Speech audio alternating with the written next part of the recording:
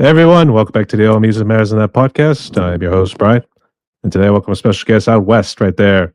We got our boy, Larry, and I'm sorry if I pronounced your last name wrong. Larry Lucero, is that how you pronounce it? Yes, sir. How are you? Not too bad. It's a little gray out here too, so I could actually use some sunshine, but I think you Westerners are all hogging the sun. I need my vitamin D back. So Yeah. So where are you again? I'm actually at Pittsburgh, PA, Oh, okay. Steel Yeah, City. it's right. So it's like we're in a little heat wave right now. So it's about maybe almost 80, and like our normal highs, like when it gets really hot, is like maybe 90. So we're like already touching that little bit of some sort of hell that comes through. So Actually, yeah. yeah, I was in Arizona a while back. It was a let's see, I'm trying to think. It was 3 years now. I think it might have been 3 years already. So, and Okay. there was actually an interesting story behind that too, because it was all part of this touring company. And unfortunately, our flight was a connecting flight to Detroit, which was delayed due to technical issues. So, unfortunately, we didn't get to Phoenix until like late at night. Ah, So, I was riding yeah. like Jason Bourne through the Detroit airport. So, Oh, yeah, yeah. And Phoenix is like, well, no, I think there's some hotter places, but yeah, we call that place hell. It's just too hot, man. pretty much a good chunk of I guess a good chunk of Arizona too, because I don't know how bad it gets everywhere else. Because normally they're saying like the highs are like in the hundreds at times. Yeah, like in the desert for sure, but northern, like to the right of me over here, it's the infamous Peaks Snow Bowl. Yeah, so there's still snow up there. Like we get big snow here. So this is like my Arizona, like down south. Yeah, like I don't even like to go visit down there. It's just too damn hot for me, man. I gotta stand. So, Yeah. all right. I guess how you been recently? What's new outside of the obvious going on behind you? Well, yeah. So building my house slash studio. We just tracked 5 songs for our album EP. Coming out. I'm hoping very soon, man, because this has been a long time coming. My 2 daughters and I started this band, Orion and Karina, back in. Well, they started playing like maybe 9, 10. And I think their first gigs was when they were 11 and 12. Orion's a year older than Karina. So, we started this because we're from Tuba City, Arizona. We're from the Navajo Res. And, dude, I was just trying to, because I've been playing drums since I was in 5th grade, in school. And I just wanted to, I put it away for a while, and then I wanted to start up a band again or join a band. So I put it out there, looking to jam with some people, and everyone wanted to play country, dude. So I'm like, yeah, I'm not down with country, like my dogs ain't dead and all that. So I was like, well, shit. I mean, I don't know if I can cuss on here. Sorry. But No, no, you're good. You're good. We got all First right, Amendment cool. rights. All right, cool. So, yeah, I just told my daughter, I was like, hey, I'm gonna take you to the music store. You can pick out any instrument you want. So we get there, and it's funny how Karina tells the story. She's like, yeah, you said we could get whatever we wanted, but when you got there, you told me to play the bass. You told Orion to play guitar. So that's how it went down. And of course, we started from there. Like, they had teachers, they had some structure at the very beginning, and we just started jamming like covers. I wanted to teach them like the origins of metal, like where it kind of started. Of course, you got the blues, so everything is like, I guess, infused with the blues. So we started playing Sabbath covers. That's where it all started, man. Like all that doom stuff. And then, yeah, so I think like 2017 is when we were a full-fledged band with our original singer. His name was Leo, and he went to school with the girls out at the boarding school in Tuba. And we played our first gig, and everyone loved it because I was the one old dude playing with these little kids, and that was a fun show, man. We tore it up. And of course, 2017 was when we really got, started to get more, they started to get more into their music. And then I think around, oh shoot, no, COVID. It was like 2020, man. That's when we got Mike Esplin. You know, he's that old guitarist. I think he played bass in Dying Tribe, one of the legends, bro. Like that band. Actually, no, he's the dude from Native Blood too. So it was Native Blood before then, and they're like, dude. You know, of course you got us and you got everyone, but then, man, you got Native Blood. Like they're legendary out here for our people. So you know, I just asked him, hey, dude, you want to jam? You know, because COVID was around, and sure enough, we got together and we because he's like phenomenal. He's a great guitarist, and then that's when Bigfoot really started to pick up, and we started writing songs and stuff. So yeah, man. Now we started to go into the studio because I want to get stuff down, and because with those guys, I mean, we have a lot of music that we need to get out there. You know, got a lot of riffs, so it's just really simple making music with everyone in the Bigfoot band right now. So yeah, I hope that's I explained it well enough. That's a start. I mean, there'll be a little bit more to the story, just a little bit here too. But Cool. actually, actually, are you full-blooded Navajo? So my dad's Navajo, and then where we're from is a place called Sand Springs. My mom is from Mexico. They met in junior high, and then of course they had me when they were young, but she kind of bailed on us. So my grandma raised me. My grandma, my Nala, and then my dad raised me when I was little. And yeah, I'm a straight up res boy, man. It doesn't look like it, you know, but yeah, I'm a straight up res boy. And we got relocated, and that's how I ended up going to school in Flagstaff and grew up there. And man, dude, no shit, the music scene back when I was young was huge there. Like you had all different kinds of music, and I think that played a big part of what kind of sculpted me and inspired me. And of course, I mean, I have, I guess, a big repertoire of music that I like, basically everything. So, including that. So, yeah, I grew up in Flagstaff, basically. Actually, the first time I saw a Native American, it was actually in Monument Valley down there in Oh. Arizona, close to, I guess it's close to Utah border. I forget where it's Yeah. at, but Yeah, that's a beautiful place. yeah, he was a part Apache and part Navajo. So his name was Tim. So if you Okay, see him, cool. so if you see him, give him a shout out. All So, right, sure. Yeah, yeah. right. But are you close to Monument Valley, or is that a good ways No, away? dude, like I say 3 hours, 3 hours from where I'm at. It's up there. All right, we'll have a shot. But Yeah. nonetheless, Tim, if you see this interview, shout out to you. Thanks for the tour there, buddy. Hell Uh, yeah. All right. But nonetheless, Larry, welcome to my podcast here, mate. And the way it's going to work is I just want to ask you some questions. I want to get to know the man behind the music, as well as who he is as an individual as well here too. So, you Right ready? on. Yeah, yes, sir. All right.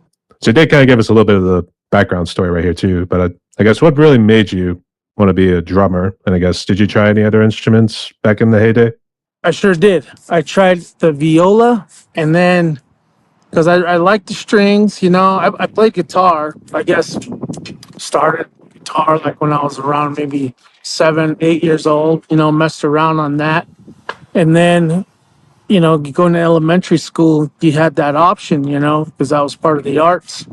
So I did viola first, but our room was always next to the jazz band room, And dude, I mean, that's one of the genres that I really love. Like my heart is all about jazz.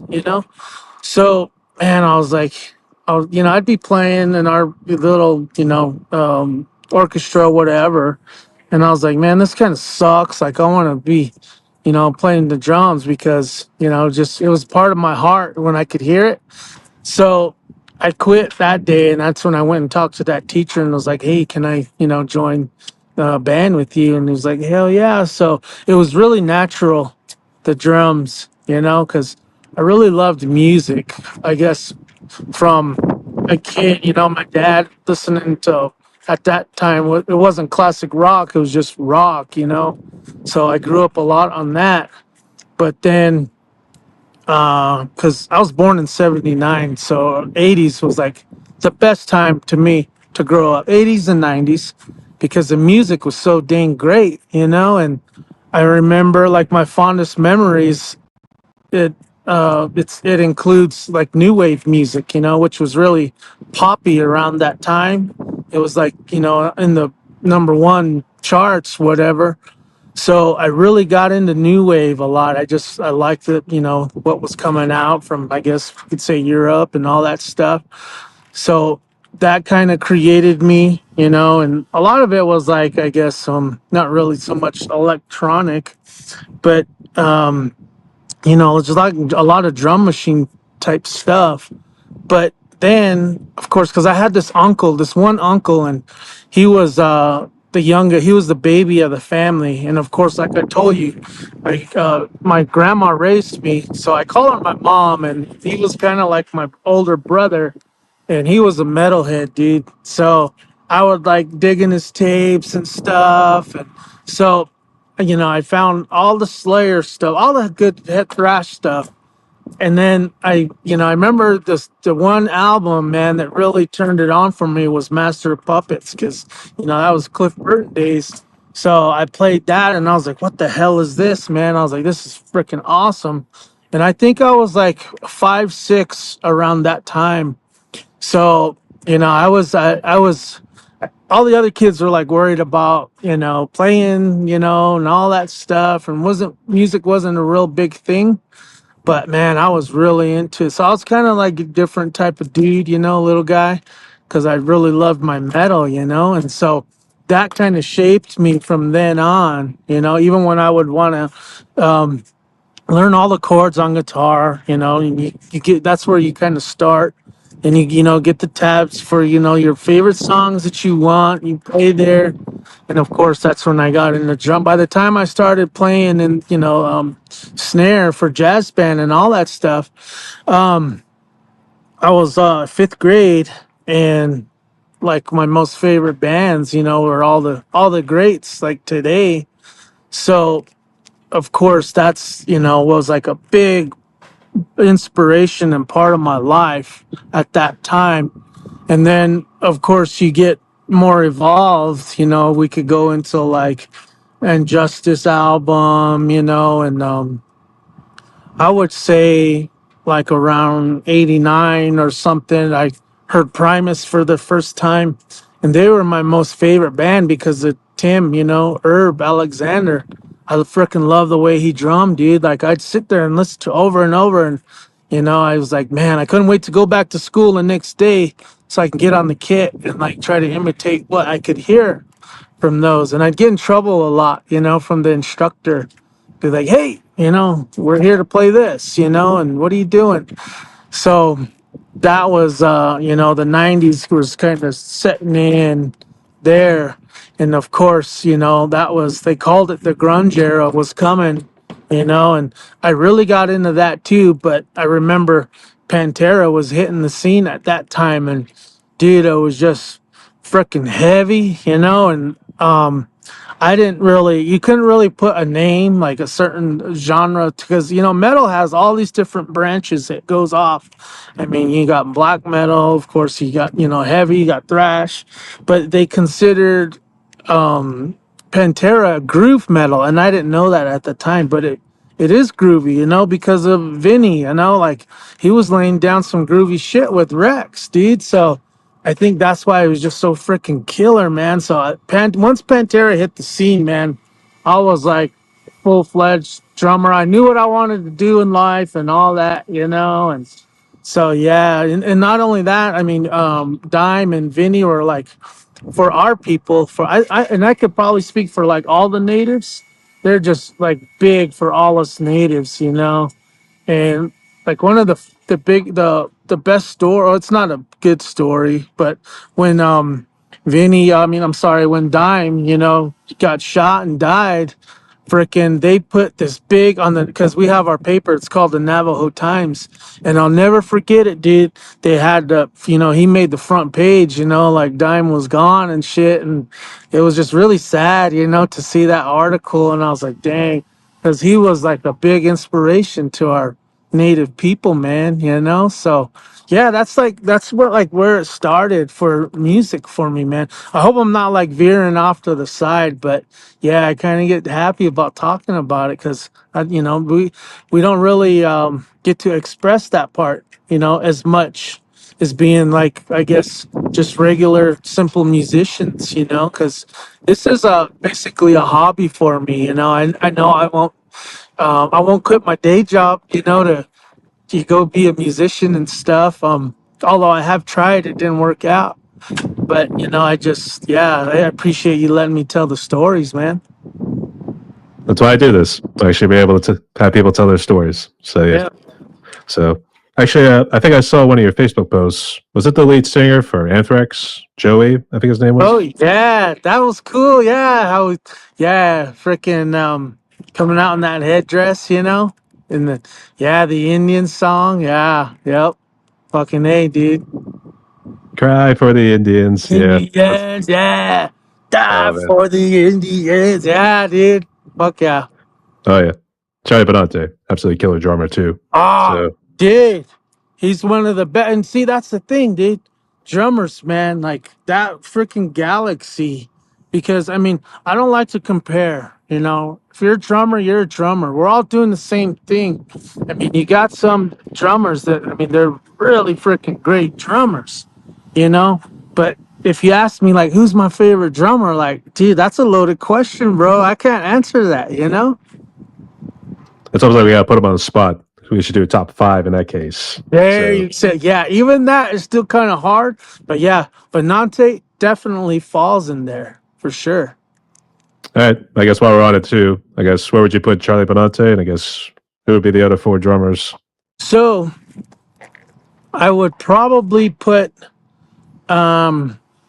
Benante in a three spot. Um, I would put Sheila E. Maybe. Well, I guess we wouldn't number Sheila E. You know, she was a freaking great drummer. Still's a great drummer. You know, Eric Moore, dude, that guy kills it, bro, and he's so versatile. He's like doing his R&B thing, but man, his drumming on Little Lake, that heavy band, oh, dude, like he's like hardcore, dude, when it comes to drumming. And of course, Ray Lazier's great. I think he's like one of the top drummers. And then Eloy Casagrande, he's freaking great. But we can't forget, you know, Neil Peart, man. I mean, you keep going. You know, Bill Ward, you know, from freaking Sabbath. So yeah, dude. I mean, there's so many. But yeah, I would say those are like the five. I think I might have added an extra one in there. That's all right. We'll give him extra Yeah, points for adding it on there too. yeah, So yeah. all good. Actually, yeah. I know you mentioned about COVID there earlier too. So it looks like it kind of was a blessing more so in the music wise. But how was it, family wise, and I guess personally? Yeah, so COVID was really fucked up, I think, because you heard about, I think we heard about it in like December. It was in China or whatever, you know, and they was out there, but when it came to the states, I think it hit our people first, you know. It hit the Navajos on the res like really bad, dude. Like it was so messed up because you would see someone, you know, or you know someone, you have family you just talked to. Next thing you know, they're gone. I mean, people were dropping like flies, dude. It was crazy, man. Like it was really fucked up. So it was like kind of like a big unknown. Like, damn, you can't go anywhere. You know, can't do nothing. And you know, I'm not a conspiracist or anything like that, but I know COVID is real, dude, and it killed a lot of my people, man, like big time.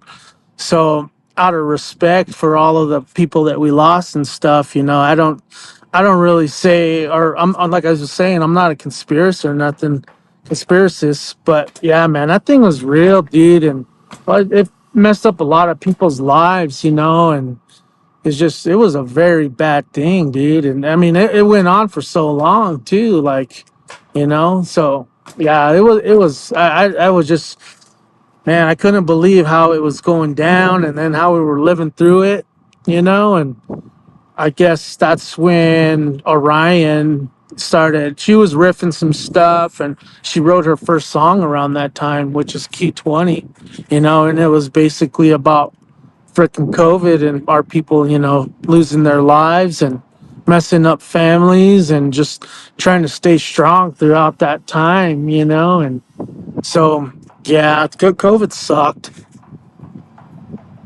I'm sorry to hear that, mate. So Yeah, thank you.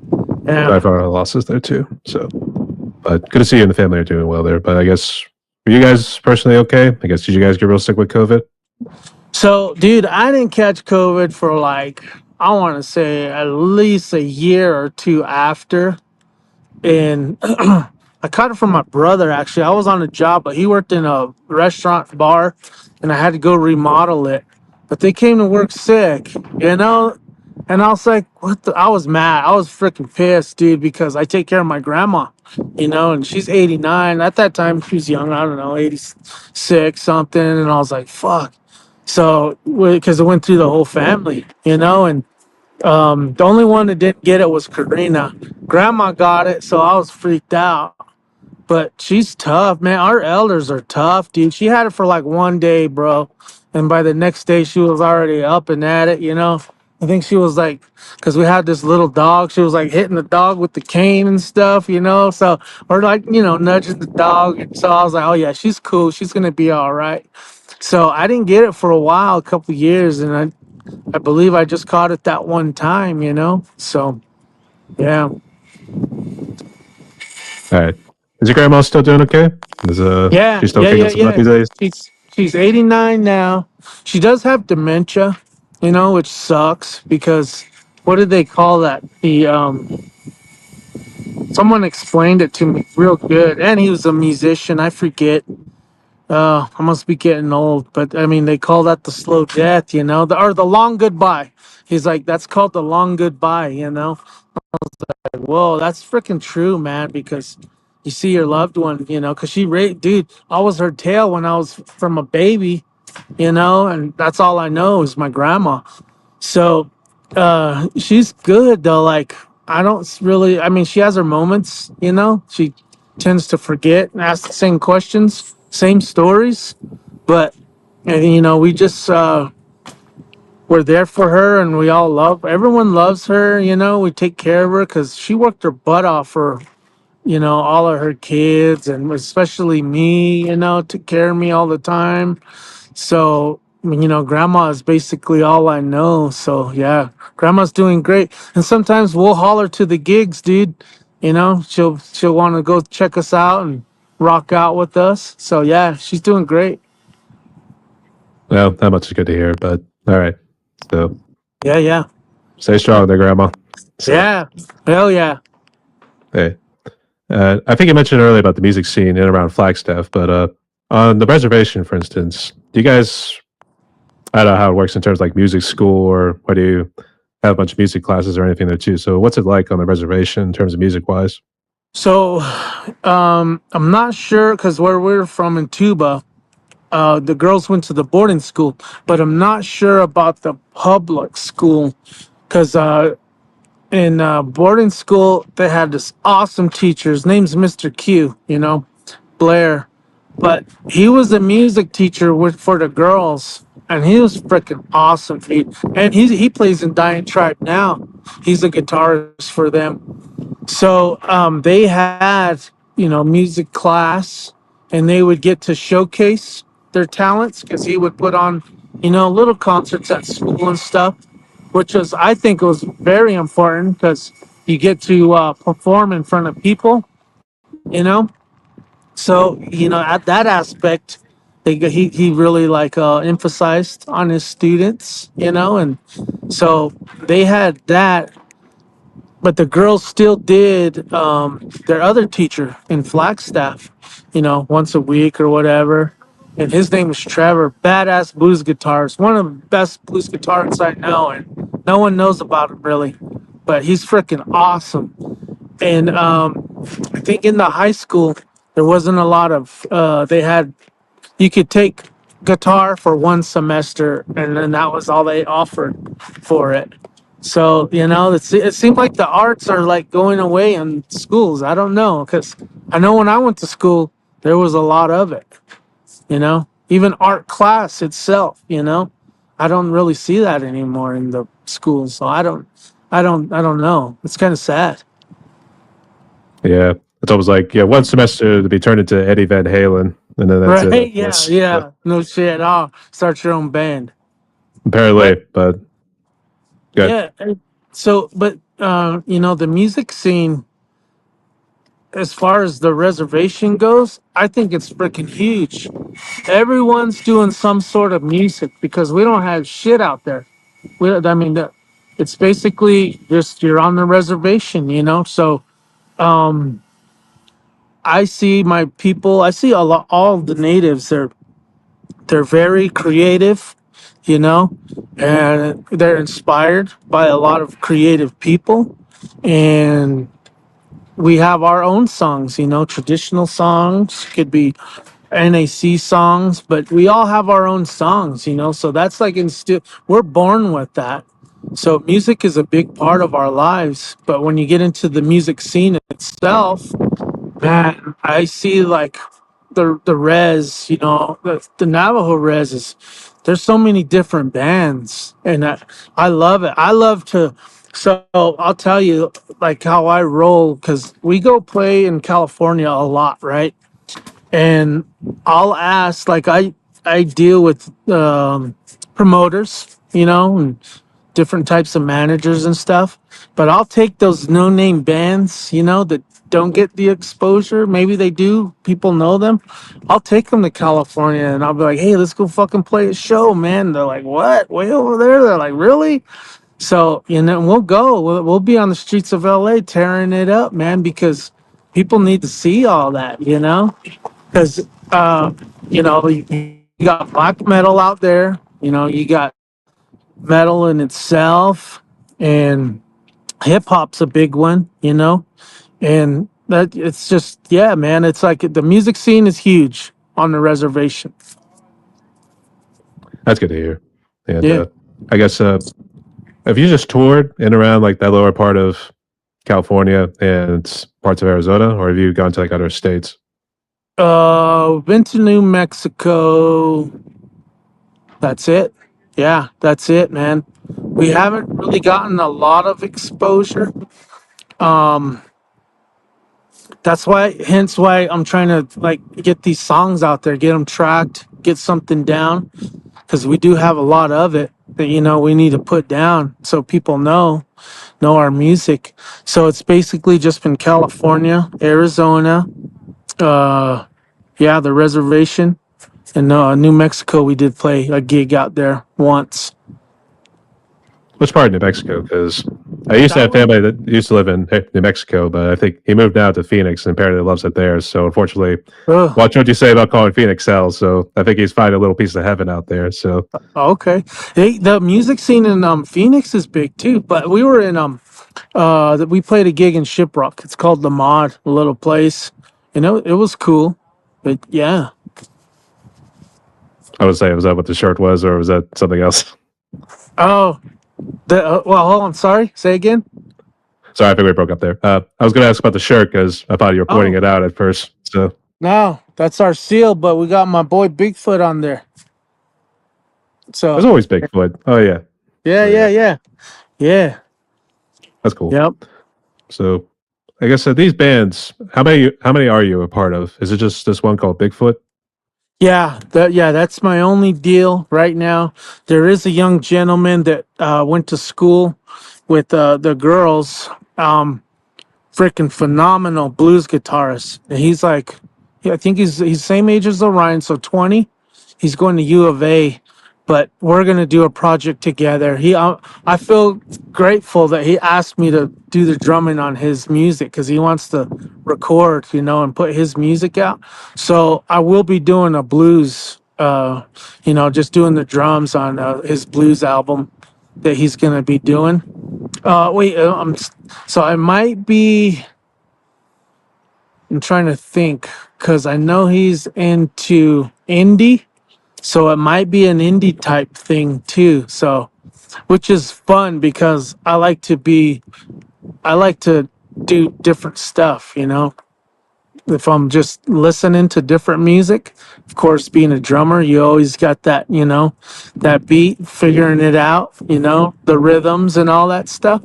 So that's going to be a fun one, man. Actually, some of the videos, I was trying to get a little study in before we hopped on this interview, but I was looking on Facebook. They're like some of the music you were playing on your drums was a little metal. Is that still part of this project, or was that something else? Oh, yeah, we're all metal to the bone, man. Like, and it's like I'm not really sure what kind of metal you would put it to, but to me, it's just heavy, you know, because of course we have Mike, that's a you know great guitar player, but he's a big thrash guy, you know. He loves heavy shit just like me. And the girls, I mean, their music repertoire is so big. They listen to everything, but they're into metal, you know. They studied metal, you know, because I mean, even Orion, she went to MI. She's about to go to UCLA this year, and that was all for music.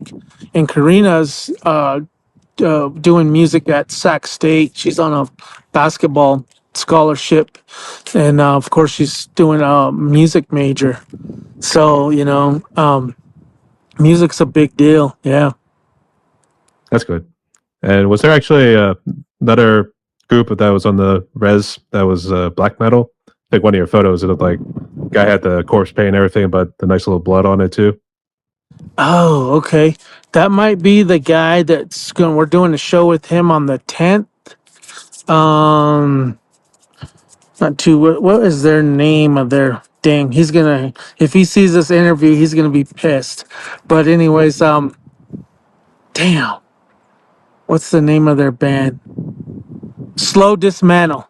So we're doing a show. He put on a show. Yeah, they're black metal. Yeah, and I think it's just two piece, man, guitar and drums. So and they're good. We actually played a show with them at that New Mexico gig out in Shiprock. So yeah, he's throwing on a show, and I was like, man, I want to fucking play. You know, I'll go play any show basically, just because I love to play. I don't care about if I'm like I don't even ask if I'm gonna get paid or anything. You know, I just want to play, and that's what I tell everyone because they'll be like, "Hey, can Bigfoot play the show?" But we don't have that much money. I'm like, dude, I'll fucking go play for free. I don't even care, you know, because I love music, man, and I love to jam.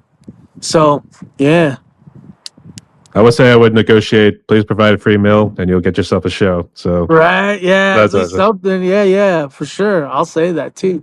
And one beer. We need one beer. That's all I need.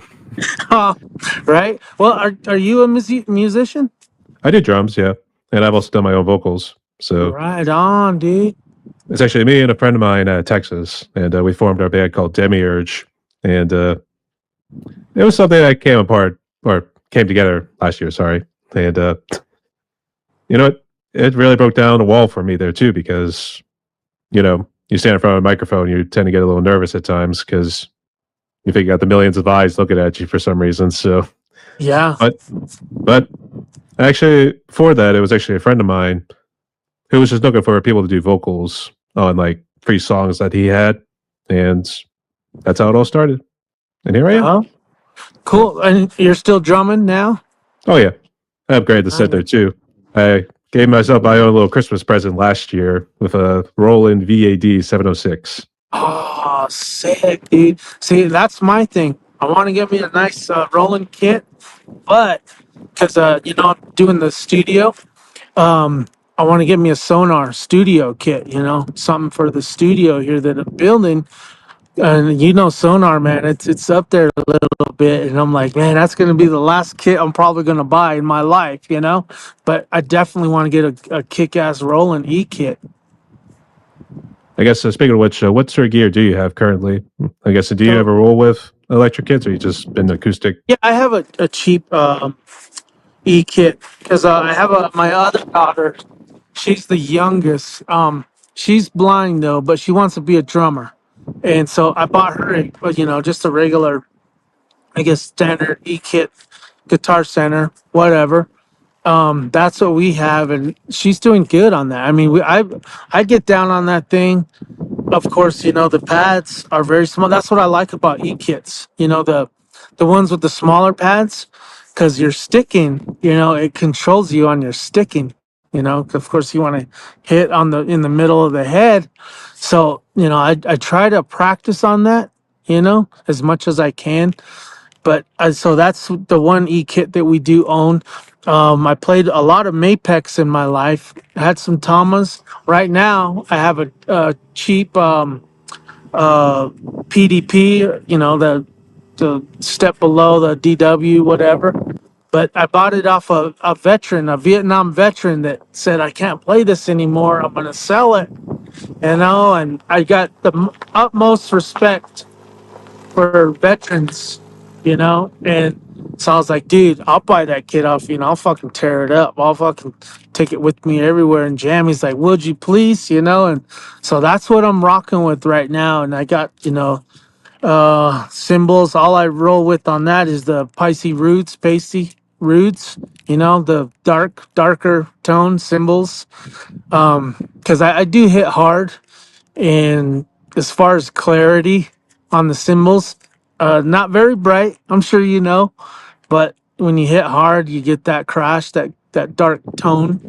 So, but I mean, it's different when you get into your percussions, because I mean, I want like I want to get me a different hi hat that's more brighter, and then I want to get me a ride that's more brighter as well. But I'm gonna have to have a bell with that if I do get me a different ride, you know, because yeah, I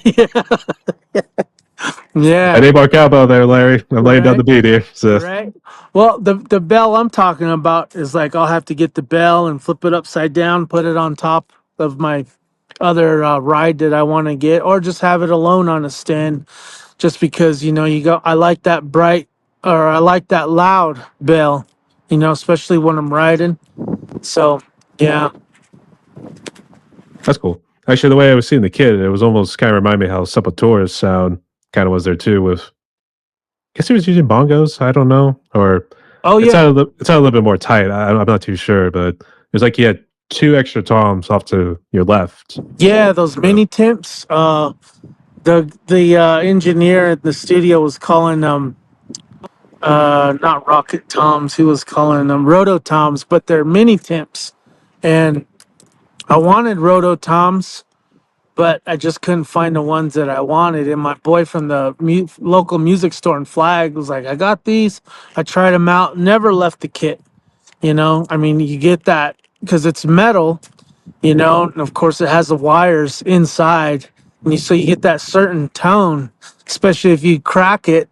It's pretty loud, and it just never left, dude. It looks kind of well, it doesn't look cheesy because I know Copeland uses the same ones. Stuart Copeland, another freaking awesome drummer. I should have mentioned.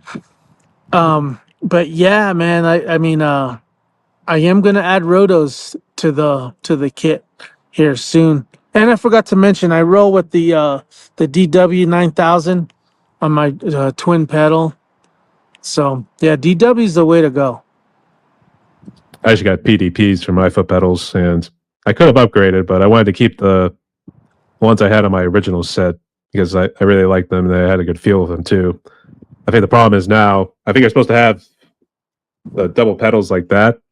Yeah. So unfortunately, I think I kind of have like curved in like this a little bit. So at times it gets a little awkward with the feet, but I still make it work.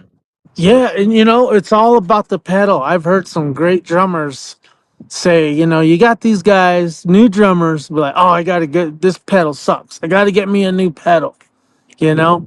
But great drummers will say, man, no, you need to learn that pedal. You just need to learn the pedal, and which is true, because I played for years the Tama, uh, not the Speed Cobra. I think it was just a regular Iron Cobra 500s. And man, dude, my legs would be so tired. One song, my legs are freaking burning just because, you got to get that pedal going. You got to get those 16ths pretty good, dude. So Yeah, man. As far as like placement on them, I would I think I am pretty much like that around my snare, you know? So, yeah, I'm kind of like that, but I have to put blocks behind them because, yeah, you will get that little shift, dude. You're still trying to get up on it, you know? So, yeah, I get that. Actually, the thing that shifts is the bass drum itself, because even though you tighten the legs on it down, just like hold it in place, for some Yeah. reason it'll move forward when you're getting like the double kicks rolling and everything there Oh, too. yeah, So starts walking away from you. Yeah, yeah. dude. So my Yeah. dad, he actually made me a little dais, and it's got like extra beams up at the front there to keep the bass from moving forward. So it's been working ever since. Right, So yeah, because I have a block on mine on my rug, so I have a block because yeah, we got some well, all the songs basically. It's got your footwork is kind of demanding, not very demanding, but it's demanding. Like I tracked those 5 songs. Of course, we laid the tracks down on a Monday, so that was about I want to say 8 9 hours in the studio. Laid it down. Next day, I go in to do my parts. I was in there I was drumming for a solid 8 hours, man. You know, and like, dude, I was so freaking tired, and I already knew recording is like very utmost demanding, right? And then I get done, and then the guy is like, "Hey, man, I'm sorry, I gotta ask you, but can you go do the first 2 songs again? Because the mic on Tom one wasn't set up right." He's like, "I got it though." He's like, I'm only gonna ask you to do it one time each song." I was like, "What the fuck?"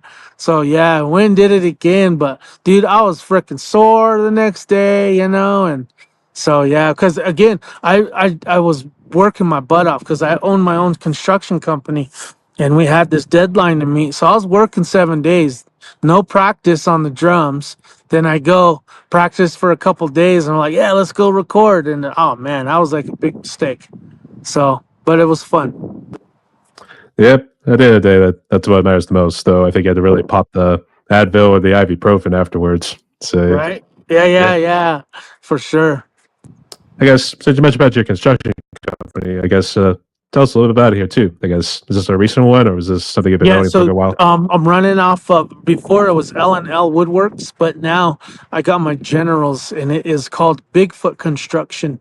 So I carried the band name over to my new construction company, and yeah, it's all general construction. I'm on a big commercial job right now while I'm trying to finish my house. It's just so busy, man. I don't have enough hours in the day to do my job and do the house, and then let alone play drums, but we make it work. So yeah, Bigfoot Construction is I guess the new my new baby that I'm doing, and yeah, man, business is good, and that's how I'm fortunate enough to go play gigs and just I guess do live our music dream that we want to do, because I mean, as being a musician, it's hard. We don't get paid for this.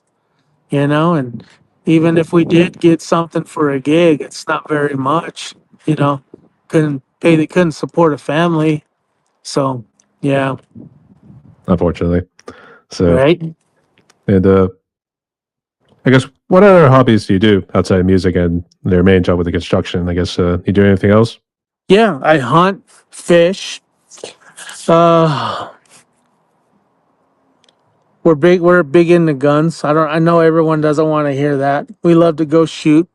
I train my daughters how to handle a weapon, and so that's one of our things that we bond on is going shooting.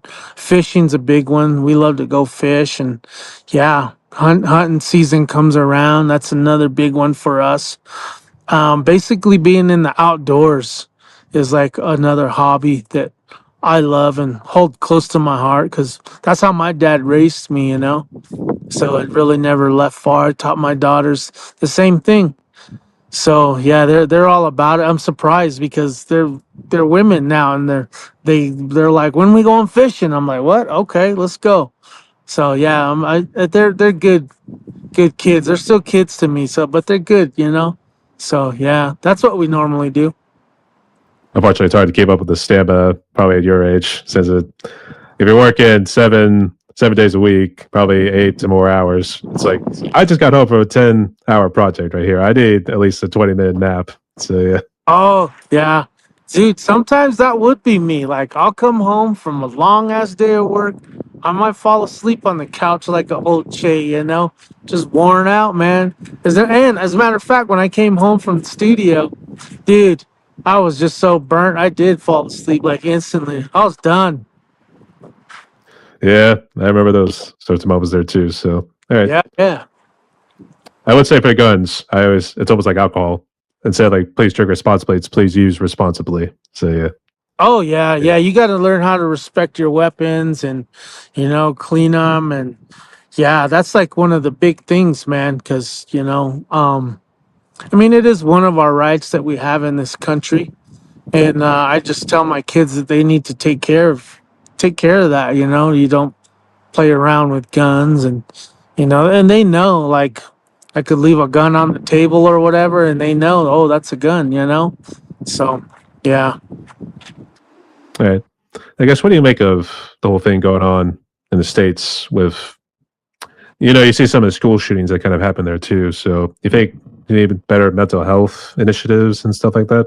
for sure, mental health, and I know, I know some people, but I didn't know that they had, because I mean, I really shouldn't say, but I know personally, firsthand, there's been some people that had some mental issues that have guns, and that's not right. I mean, but it's a gun control issue. So I think if you're if you can legally own a gun, you got to be responsible. And as for the school shootings, I mean, where's the parents? When that kind of stuff happens, if it's a kid that's doing it, I mean, that's just something that is like, that it should never happen. And of course, we got the Second Amendment, and I'm all for it. But I mean, that's like really hard, man. Like, what are you gonna do? And I just, it's different times right now, you know. Um, and I know, like, because you got social media and stuff, and kids interact on that, and they can be bullied, and it's just different times. Like, I remember in my day, you know because growing up where I grew up in Flagstaff, I hate to say and it still kind of is, it was a very racist town, and I got beat up so much, you know and bullied and whatever. um it was just bad. But I mean, if we had a problem, with another, kid or whatever, and we would handle it, like, man to man. And even that's not right. Violence is not right. But we weren't pulling out guns and stuff, and so that's that. I think it's just a different era right now for these kids, and it's so easy for them to get a hold of a gun. Like, that's not even funny. I mean, if we talk about gun control, I know everyone, like, I guess the right, because I have a lot of friends that are Republicans, whatever, and they would probably like, what are you even saying, Because, I mean, gun control should be a big debate, you know? Because kids shouldn't get a hold of a gun. Yeah, I don't Yeah. know.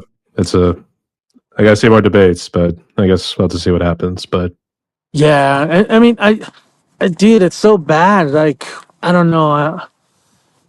I would hate to see something like, or, just hearing about it is just sucks, and, but man, I don't know what could be done with that, because no one wants to lose their gun rights. And so, yeah, I don't know how would you solve that? And I don't even think I'm answering the question right. It's just, what do you do, no, no, you're doing the right thing. Yeah.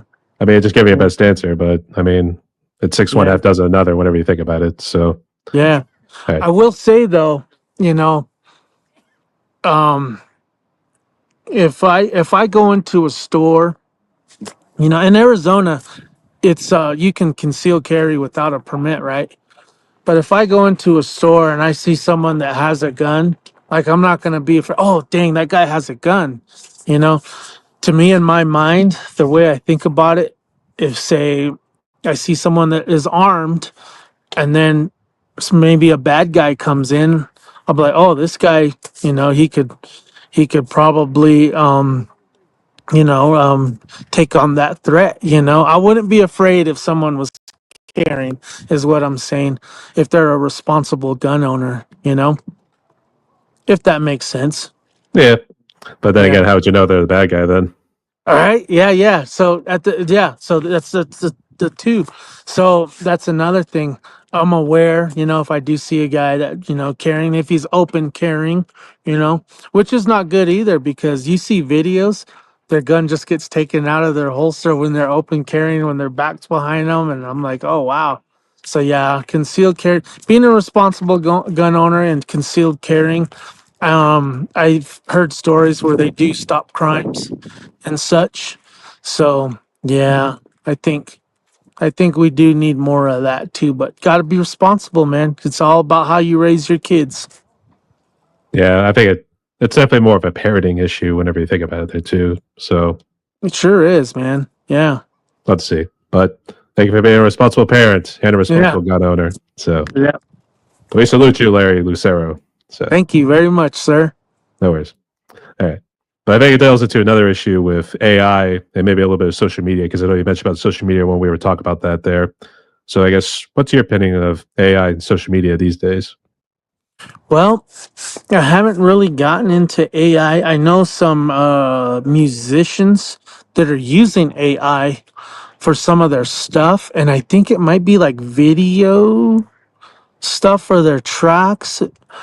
Um, and I haven't, like I said, I haven't really dove into it so much. But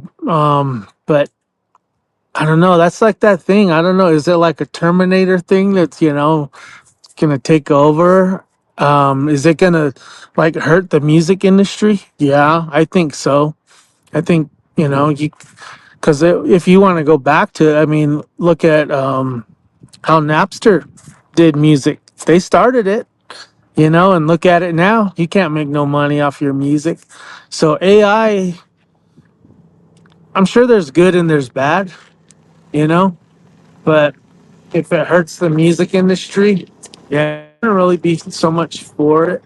And then, of course, coming from a raw, heavy musician, us, we just like to create, and it's all acoustic drums and the sound of that chord or that heavy note coming out of a guitar, a bass, even a vocal. So yeah, I mean, you if you lose the creativity, then I don't know, kind of sucks for mankind.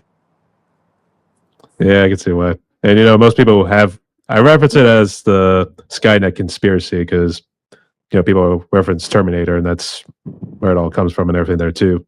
So I have no idea, but I have heard about some uses that were good for like people who had like a disabilities that weren't able to like maybe use their feet or maybe don't have good motory skills. Oh, So so I think in that case AI is a good thing for people with disabilities. yeah, But yeah, if you are somebody like a Metallica, you have like the money and stuff, then like and your functions are all in proper use and everything. So I feel like don't use AI unless you really have to, or if you're on a tight budget. So right. something like that. Okay, and I guess good. Like I said, there is good and bad, but I didn't know that. Like what you just said about wow, yeah. So if it's used for good, yeah, man, that's freaking great. That's for sure. Yeah. And go back to Napster real quick. I think what people don't want to confess these days is saying Lars Ulrich was right. Dude, if you go watch his old how he was in front of I want to say maybe Congress or something, explaining his case, he was freaking right, man. And a lot of people knock Lars to this day, and it's not for that, it's for his drumming or something. He's getting old. But man, that guy was trying to save music, dude, and he was dead nuts.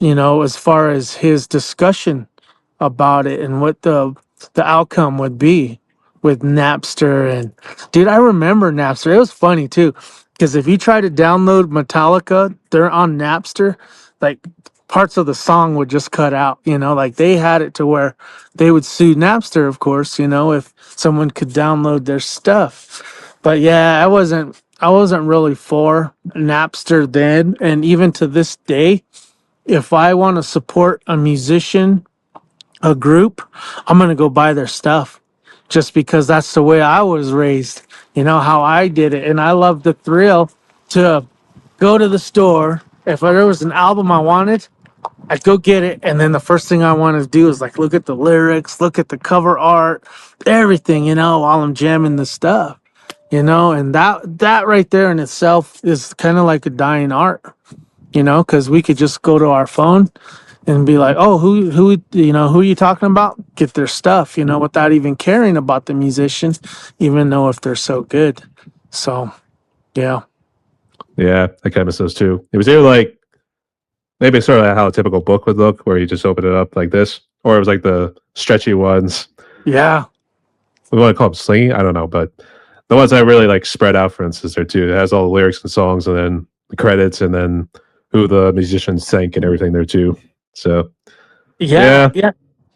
You could read who wrote the song, who got the credits for the song, and you'd be like, oh wow, I didn't know that this band member wrote that song, or just certain issues like that, or topics like that, dude. It's a trip.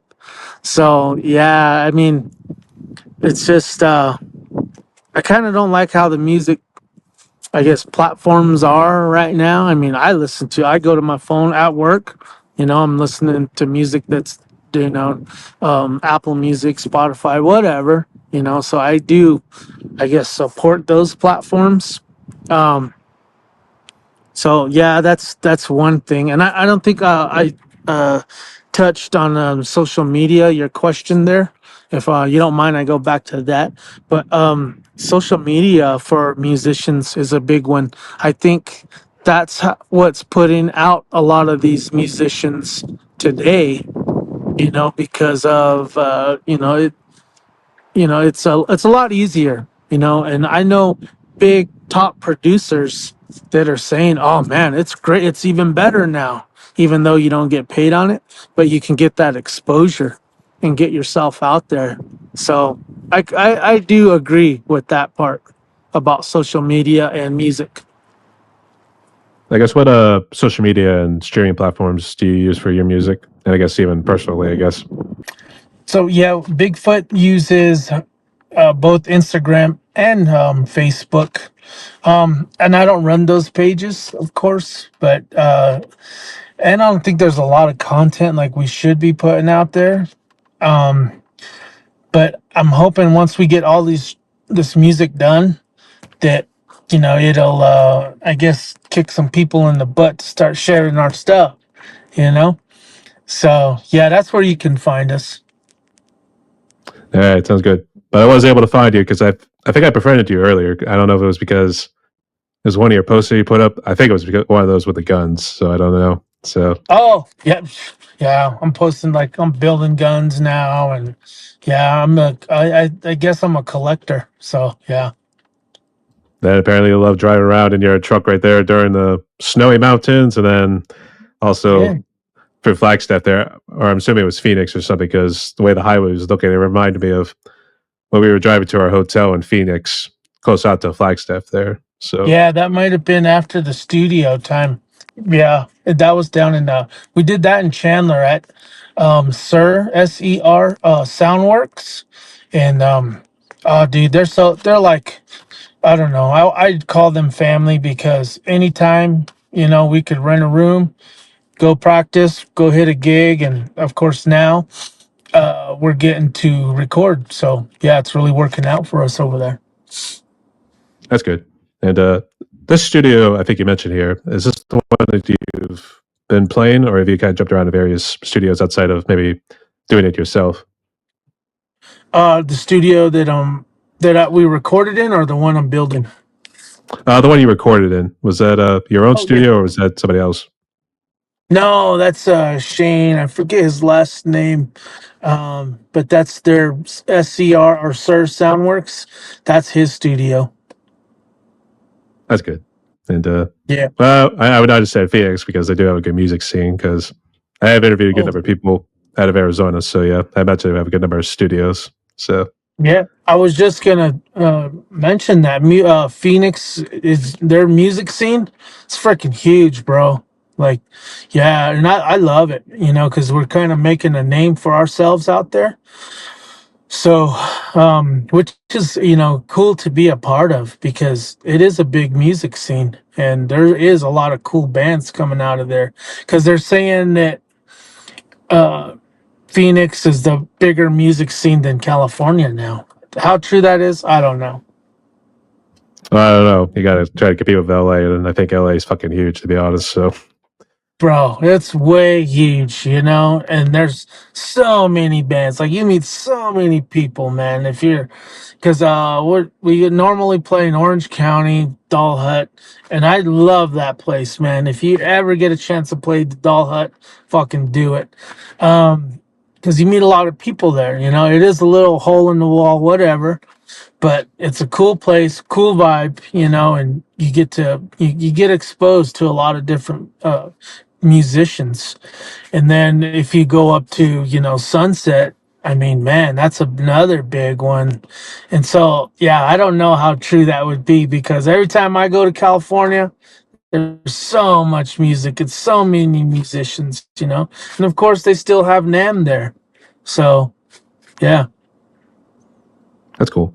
And I guess before I jump into fun questions, I'm actually curious about some Navajo traditions. I don't know if you still hold up to or what the people on the reservation still do. So, what you guys do during some of your free time, or I guess still on a day to day basis? Yeah, so as far as the our traditions, yeah, we are traditional. My Nala, she's very traditional, so she of course, that passed on to me. But then she said when she was young, her dad introduced or got introduced into NAC, which is Native American Church. So we're a part of that as well.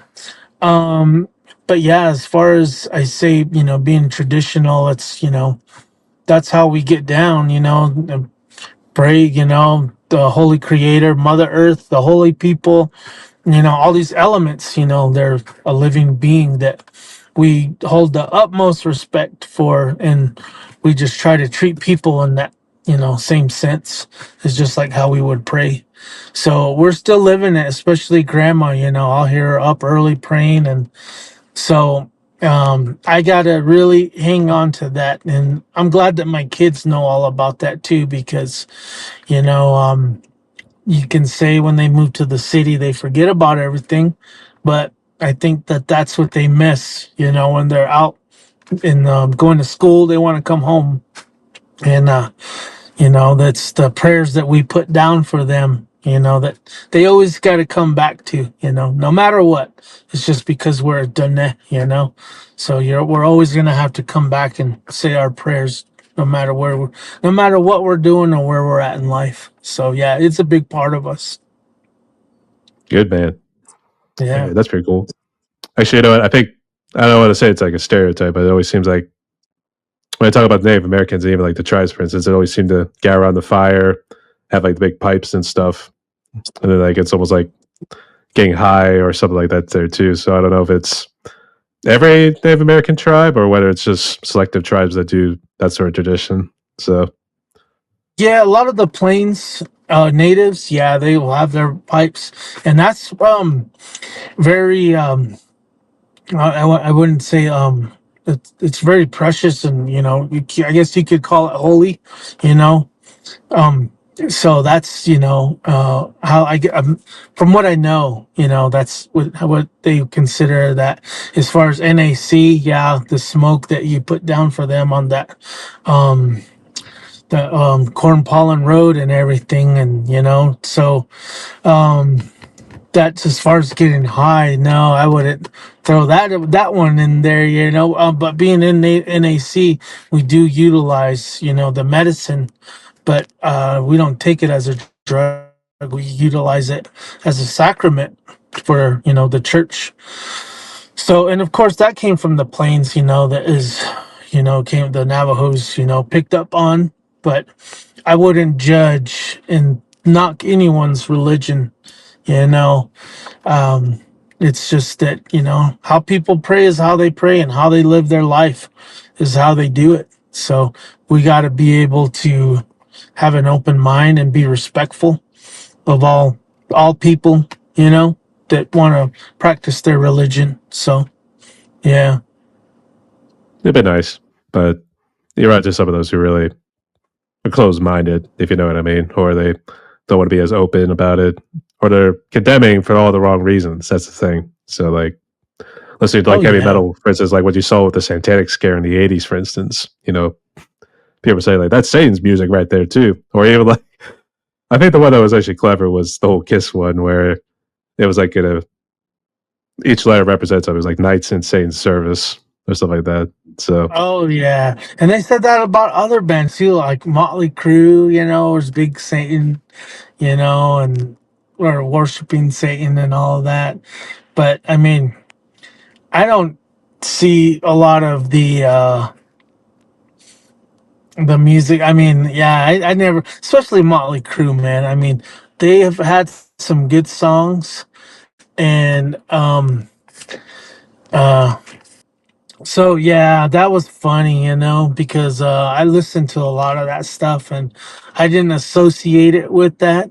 You know, Slayer could have been like, oh, maybe. Then again, freaking Tom, he was a Catholic guy that just sang about it, you know.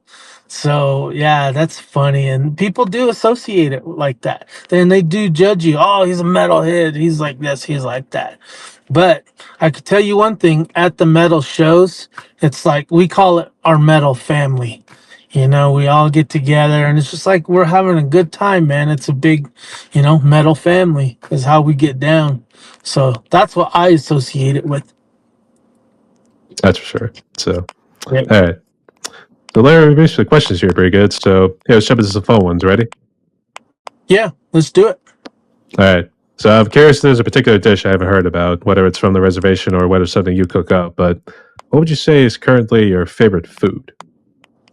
Favorite food. Now, I love food in general, so that's another loaded question. But I love Italian. I love sushi. Sushi is like probably one of the top ones. But I love to make Italian food. You know, especially the pasta from scratch and all of that. So I would put that, you know, Italian. That's been an odd mix. I would have thought somewhere in there the Mexican side would have came out at some point, or the Yeah, Hispanic but side. yeah, we do cook a lot of Mexican, but nah, man, I really get into Italian because I love to cook, and it's so fun to, you know, make pasta. And that's like one of my new hobbies is cooking pasta from scratch. It's fun. All right, great choice. So I forgot to ask earlier. What brand are your drumsticks? Are they DWs? No, Vader. And currently, I really like the J Weinberg um, sticks. So you cut out. I don't know if you heard that, but yeah, Jay Weinberg sticks. Um, and Guitar Center's still selling them, and I'm buying them because it was, of course, it's his line of sticks when he was in Slipknot. So whenever I see those, I buy them all because I really love those. I think they're 5B, but they're not quite as heavy as a normal 5B. So that's what I love to use, or Vader. People keep pronouncing it wrong there too. It's actually German. It's Vater, not Vader. Vater. Really? Yeah, Vater? Oh yeah. wow. I've heard my favorite drummer, Tim Alexander from Primus, he calls him Vader. That's why I call him Vader. Oh my gosh, we So have to we're get all some wrong. German. We're all We're wrong. all Vater. Water. Man, those dang Germans, man, they make all the good shit. I say they have the best beer. I will tell you that. I will argue Right? that from here to eternity. I'll tell you that much. Water. Hey, thanks for that lesson, Water. I'm gonna crack on everyone that says it wrong now. So yeah, it actually means father, obviously in German there too. So Whoa, okay. I took That's 4 years what's of up. German. So I took 4 years of German. So I at least remember some stuff. So Oh, Water. Wow, that is cool. Hell yeah. it's all right. It's all good. So the next one right here. I'm not sure how much of a TV nerd you are, but I guess do you have a favorite movie and TV series? Favorite movie is going to be probably Conan the Barbarian, I think, because my dad was a big power lifter, bodybuilder. Yeah. So that was like one of my most favorite movies, man, when I was a kid. So you'd find me out in the dang yard picking up stick, thinking I'm Conan, you know? So that was one. That one or Predator. Yeah. It was one with in them. Yeah. And I should then say too much series. of Wolverine there. So Um, I don't know about a TV series. Not much of a TV guy. I couldn't really say about that one. all right, fair enough. I'm not sure if you drink, but if you do, what's your favorite alcoholic drink? And then what's your favorite non-alcoholic drink? Yeah, so I don't drink.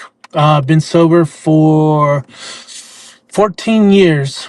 Yeah, 14 years. But when I did, my most favorite, I was a Bud guy, you know.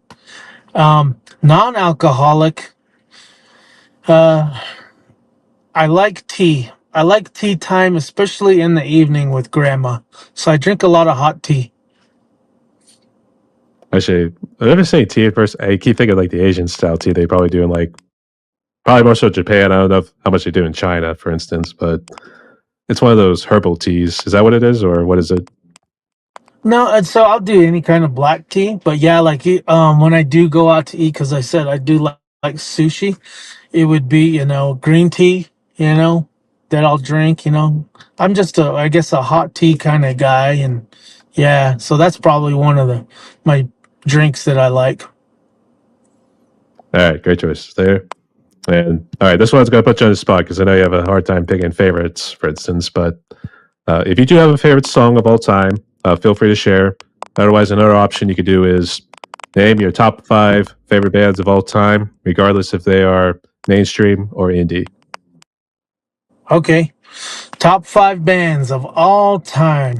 So I'm gonna put Sabbath, and of course, Rush. Rush is one of my favorites.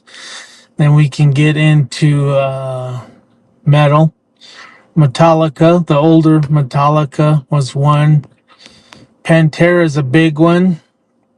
And then, yeah, Primus was my most favorite band in all the days. Was that 5?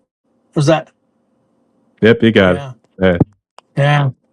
Yeah. Ding, ding. Cool. All right. All great choices there, too. So I think even from a young age, those bands will still stick with you even after you listen to the song for like the 10,000th time. So, Yeah. Yeah. Yeah. Yeah. Totally. all right. All great choices there. Okay. So, Larry, we are down to one more question in my podcast right here. Before we jump into it, would you like to ask me anything real quick or say any final words before we jump into it? Yeah. Yeah. Yeah. So, what is your favorite groove to play as a drummer? When you're saying groove, you mean like style of play, for instance, or Style, any kind of rhythm, any kind of beat, like what, or any kind of I guess just music in general. What's your favorite beat to play? What do you warm up with, perhaps, too? well, let's see. I was on a thrash. I call it a thrash itch, for instance, because I was doing like Slayer. I've got a little Dark Angel recently. Oh, So, nice.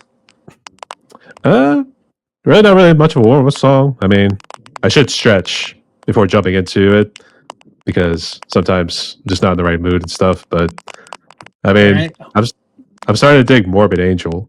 So, and I've been listening to it, Whoa. and actually, come October, I've got some Halloween covers I'm going to be coming out with. So stay tuned for that. Okay, So, will that be on your page? oh yeah, it'll be on YouTube. Don't you worry about that. Okay, cool. And I'll put something on Facebook, just a little promotion, that sort of stuff. Okay, cool. Do you have certain rudiments that you warm up with at all? Not really. I might just mess around just to get a nice little feel. Maybe just do a random fill, but really, it's improvise. That's why I say I'm a drummer. I Okay. improvise. So, Okay, cool. Yeah. because I was more self taught. I never really had a drum teacher. I did use strings actually. I was a cello player way back in the day. So Mm, I did that. okay. I did that for a little bit, but then I picked up drums in my college years. So Oh, okay. And how old are you again? I'm in my 30s, 33. Okay, yeah, you're a lot younger than me, but I think a lot of my generation, they were self-taught. That's how they started. So yeah, I totally get that one. And then of course we listen to our inspirations and try to emulate that, note for note and stuff. So wow, that's cool. Oh yeah, I'm actually really digging the Morbid Angel stuff now. I don't agree with the lyrics, but I'm having fun. I respect Pete Sandoval. He's one of my big top influences. Wow, hell yeah, that's sick. Oh yeah. All right. Anything else? No, All right. It probably will come to him later, but all right. So yeah, here's how the last question goes. If there's nothing else, but given all the okay. negativity that's been kind of going in and around the world these days, I know we were talking earlier about gun control and that sort of stuff, but we could probably factor that into it too. But of all that negativity that's been going around here too, I think people really need some sort of hope these days. So, what would be your message of hope for musicians and people so they can get on with their lives? I think people just need to learn how to love again and respect one another, regardless of who they pray to, who they vote for, because I think there's a lot of division going around right now. And just for having a thought, what you think, you could be judged on, by uh, anybody, your peers, even to our president, So I think we just need to let all that go and to just live our lives again, and we need to start loving each other because the way the world is right now and who's running it and all that stuff, he's in there right now. So, I know people are hung up on, it's like this, it's like that. Well, that guy he's in there, he's voted in. Let's get on with our lives, and let's start living again and start loving and appreciating one another and just respecting each other, because we're all human beings. And if someone is down, regardless of who they are, if I'm there, I'm gonna pick them up. You know, I think we need to be more of those kind of people, is being helpful and just having a heart for one another. That's the main thing as the humankind, the human race, man. Because I know we all have compassion. We were all born with compassion in our hearts at one time, and we all respected, you know, everything. Even say it's this little plant or something, we all got to respect certain things like that, and it should carry into, the human race as well. Because times are, getting pretty bad, man, and it hurts my heart to see the way it is right now. I think people could really get along, and we could do great things, if we all got along and worked together and didn't judge so much, just because of who you are or what you are. So I think we could we should be able to teach that more and pass it on more, and just bottom line, love each other more. Keep the music going. That's probably another thing we should probably Oh, add in there yeah. too. So yeah, And metal all the time. You know that. Yeah. Yes, sir. absolutely. And spoke like a true prodigy. So Yeah, all yeah. right. So Thank you. Larry, we reached in my podcast right here. We talked a little over an hour and probably 20 some minutes or something like that, depending on editing and all that stuff there too. But nonetheless, you want to say any final words? Got any shout outs for anybody? Yeah, let me give a shout out to all the musicians that want to do something great with their music, that have that dream to go ahead and live it, man, to the fullest. I want to give a shout out to, the musicians that give other musicians a chance to perhaps play a gig, or, you know, um, and I give a shout out to the veterans and the teachers of this country also. That's a real respectable job. So, and of course, all the music teachers. And I'm forgetting a lot of people. I'm just trying to keep it real here. But Shout out to I your own say, tribe. You say you can't forget oh, about the yeah, Navajo. yeah, the Nation. Um, I want to give a shout out to all of our Danet bands out there that are doing big things, doing great things, promoters. Yeah, let's keep it going, man. 2025. Let's keep fucking doing some big things, man, with the music. And let's fucking have a damn good time playing some heavy ass shit together. So, yeah. All right. Well, we're also going to forget our Navajo brothers and sisters there too. So, all right. And all Indian tribes out there too. So, Yes, we love you all. So, yes, sir. all right. All right. And just real quick for the audience, where can they go on social media and streaming so they can check your music out and interact with you? Yeah. So, Bigfoot Band Official on Instagram, Bigfoot on Facebook is where you can find all of us, and Larry Lucero the third. I put a lot of our music on there. Yeah, that's about it. But look forward. I'm hoping like very soon we'll be on all the music platforms with some new stuff. All right. Sounds good. So, good luck this year, Larry, and God bless you too. So, to close out like this, hey, everyone, my guest today was Larry Lucero, hailing from the lovely state of Arizona right here too. He's representing the Navajo Nation and the Reservoir Boys. I was going to say Reservoir. Actually, I was going to say Reservoir Dogs. I was thinking of Quentin Tarantino's movie. So, Right. sorry.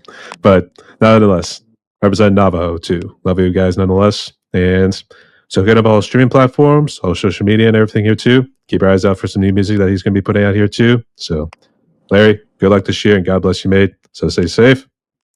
Rock on. And a quick pose. Stay tuned, y'all. Yep. Thanks, bro.